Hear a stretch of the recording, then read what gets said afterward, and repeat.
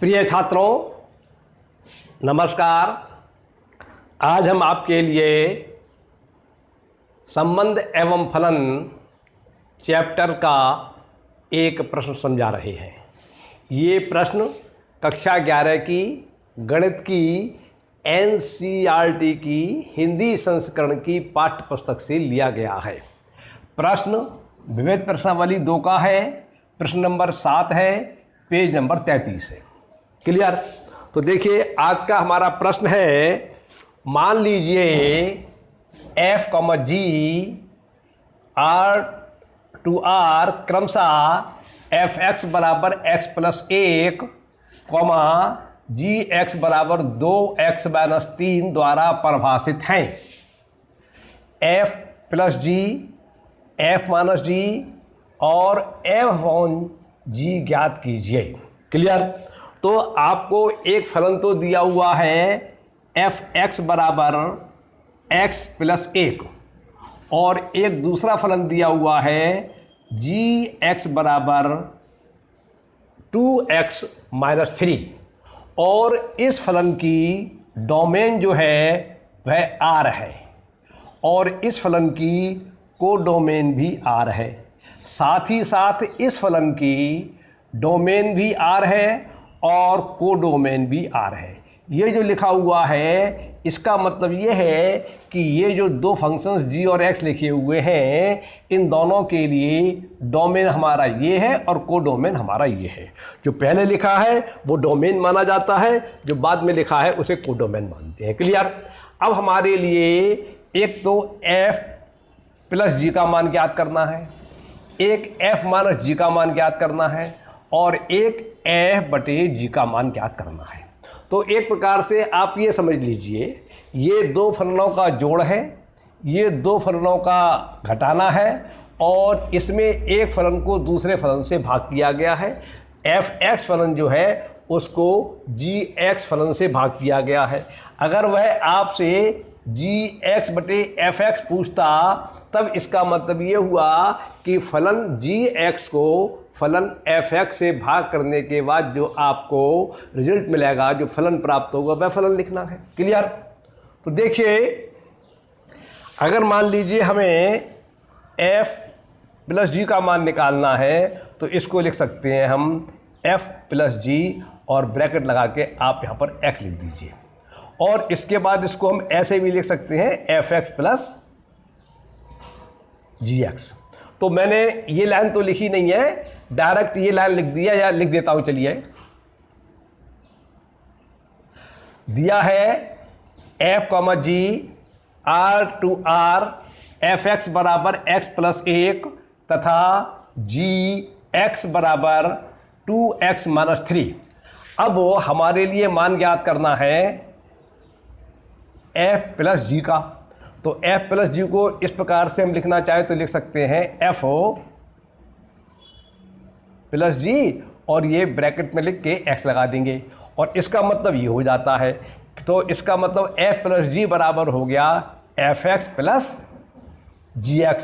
अब fx का जो मान दिया है आपको, वो मान तो fx के स्थान पर लगा दीजिए और जो gx दिया हुआ है वह मान gx के स्थान पर लगा दीजिए और इन दोनों के बीच में प्लस का चिन्ह लगा दीजिए, फिर उसे सिंप्लीफाई कर लीजिए, तभी आपका आंसर आ जाएगा। तो fx का मान दिया है आपको x प्लस 1, तो इसके स्थान पर तो लगा देंगे हम x प्लस 1 और gx का मान दिया है 2x माइनस 3, तो gx के स्थान पर लगा देंगे हम 2x माइनस 3। अब देखिए, ये भी राशि पॉजिटिव है और ये भी पॉजिटिव है, तो x ये और 2x ये दोनों राशियाँ पॉजिटिव हैं, तो ये हो जाएंगी पॉजिटिव की 3x और ये एक जो है पॉजिटिव है और ये 3 जो है वो नेगेटिव है। तो इनको सिंप्लीफाई करने के बाद प्राप्त होगा -2। तो हमारे लिए f प्लस g बराबर हल प्राप्त होता है 3x माइनस 2 उत्तर। इस प्रकार से आपका ये प्रश्न सॉल्व हो गया। अब हमारे लिए मान मालूम करना है f माइनस g का, तो f माइनस g को भी हम इस प्रकार से लिख सकते हैं f माइनस g ब्रैकेट में लिख के और इसके आगे ब्रैकेट में x लगा दीजिए, फिर इसको सिंप्लीफाई करके आपको ये फल प्राप्त हो जाएगा। तो f माइनस g बराबर हो गया fx माइनस gx। अब एफ एक्स का जो मान दिया हुआ है वह मान आप यहाँ पर लगा देंगे, जी एक्स का जो मान दिया है वो मान यहाँ पर लगा देंगे। लेकिन जब किसी का मान लगाते हैं और उससे पहले ऋणात्मक चिन्ह होता है, नेगेटिव चिन्ह होता है, तो मान ब्रैकेट में लगाना चाहिए। अगर आप बिना ब्रैकेट में लगाए मान करें एक प्रश्न को हल करेंगे तो हो सकता है गलती हो जाए, और आपको कॉन्सेप्ट क्लियर है तो ब्रैकेट लगाने की आवश्यकता नहीं है। आप उस राशि के चिन्हों के निशान बदलते जाइए जो मान उसके बाद मैंने लिखनी है आपके लिए। तो खैर, तो एफ एक्स का मान तो हमने लगा दिया यहाँ पर x+1, और ये मानस प्रश्न में जो दिया है वो आ गया, और जी एक्स का मान यहाँ पर हम ब्रैकेट में लगाएंगे। तो इसका मान कितना है 2x-3, तो 2x-3 ये लगा दिया। अगर आप ये ना ब्रैकेट ना लगाना चाहे तो आपको फिर ऐसे डायरेक्ट लाइन लिखनी पड़ेगी। इस माइनस की वजह से, नेगेटिव चिन्ह की वजह से इसकी चिन्ह बदलेंगे तो ये नेगेटिव का हो जाएगा, ये पॉजिटिव का हो जाएगा। तो जिन छात्रों को अभ्यास है, जानकारी है, वो तो ऐसे कर सकते हैं कि डायरेक्ट ये लिख दे, ये लाइन ना लिखें, और जिनको अभ्यास नहीं है, जानकारी नहीं है, कॉन्सेप्ट क्लियर नहीं है, वो ये लाइन लिख दे, उसके बाद ये लाइन लिख दे। अब ये आपका f-g की वैल्यू प्राप्त हो रही है, तो ये तो वैसा का वैसा लिख जाएगा x+1, और इसको ब्रैकेट को खोलेंगे। जैसे ब्रैकेट को खोलेंगे तो यहाँ पर पॉजिटिव निशान माना जाएगा और यहाँ नेगेटिव माना जाएगा। इसके चिन्ह बदले जाएंगे क्योंकि ब्रैकेट से पहले नेगेटिव का निशान है, तो ये आएगा -2x और +3। अब आप इसको सिंप्लीफाई कर लीजिए, वही आपका आंसर हो जाएगा। ये x पॉजिटिव का है और ये 2x नेगेटिव के हैं। इन दोनों को सिंप्लीफाई करेंगे तो नेगेटिव के x मिलेंगे, तो वो तो आपका यहाँ पे लिख जाएगा। और ये एक आपका पॉजिटिव का है और ये 3 भी पॉजिटिव के हैं। इन दोनों को सिंप्लीफाई करेंगे तो पॉजिटिव के 4 प्राप्त हो जाएंगे, तो पॉजिटिव के 4 यहाँ लिख दिए। तो इस प्रकार से f-g का मान जो है आपका प्राप्त हो जाता है -x+4 उत्तर। अब हमें ज्ञात करना है मान f/g का, तो f/g को लिख सकते हैं हम f/g ब्रैकेट में लिख के और x यहाँ पे लिख दीजिए, और फिर इसके बाद ही लाइन लिख दीजिए f/g बराबर fx/gx। अब अंश में दिया है आपको fx, तो अंश में आपको fx का मान लगाना पड़ेगा। हर में gx है तो हर में gx का मान लगाना पड़ेगा। यदि जैसा कि मैंने अभी आपको बताया था, अगर आपको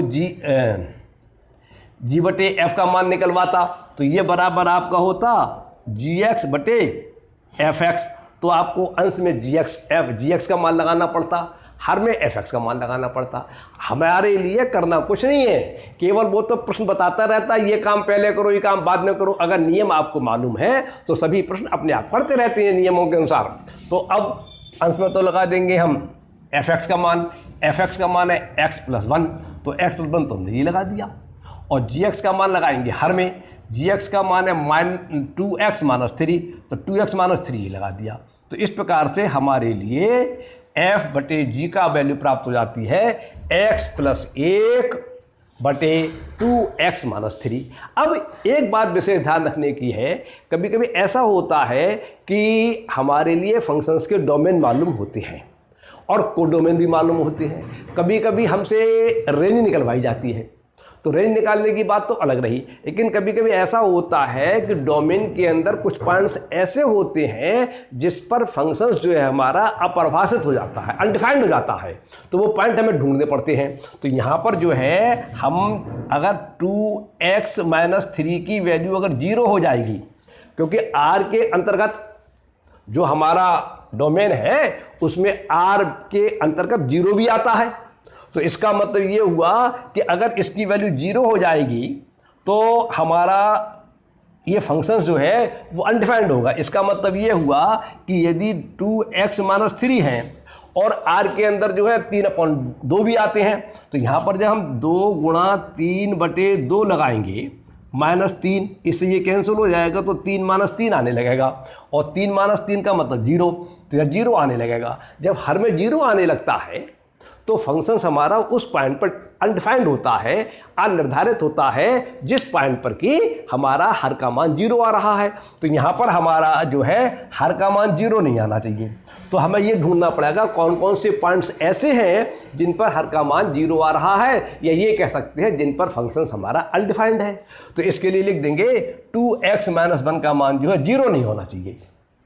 ठीक, तो इसका मतलब हुआ 2x का मान 3 के बराबर नहीं होना चाहिए, x का मान जो है वो 3/2 के ये निशान बराबर नहीं होना चाहिए। ये निशान तो होता है बराबर का और ये निशान होता है बराबर नहीं होना चाहिए। मतलब ये हमारा f/g का जो मान निकला है x/1/2x-3, ये हमारा मान निकल आया फंक्शंस f/g का मान। लेकिन हम डोमेन में जो हमारे लिए डोमेन दिया हुआ है उसमें हम x के प्रत्येक मान को इसमें प्रतिस्थापित करके प्रश्न को आगे हल कर सकते हैं। करना चाहे तो मान निकाल सकते हैं उसका किसी भी पॉइंट पर, लेकिन x = 3/2 पर हम उसको वैल्यू निकाल पाएंगे, क्योंकि जब हम x/2 रख रहे होंगे x के स्थान पर, जो कि डोमेन के अंदर है हमारा 3/2, लेकिन उस पॉइंट पर जो हमारा फंक्शन अनडिफाइंड हो जाएगा, इसलिए हमें यहाँ पर लिखना पड़ेगा x जहाँ x ≠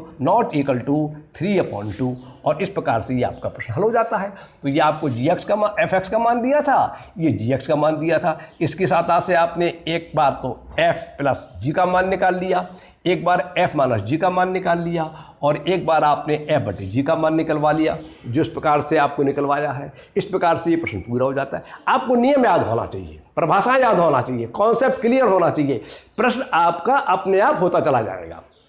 क्लियर? तो आज का प्रश्न पूरा होता है। मैं अपनी बात को यहीं समाप्त करता हूँ। नमस्कार, धन्यवाद।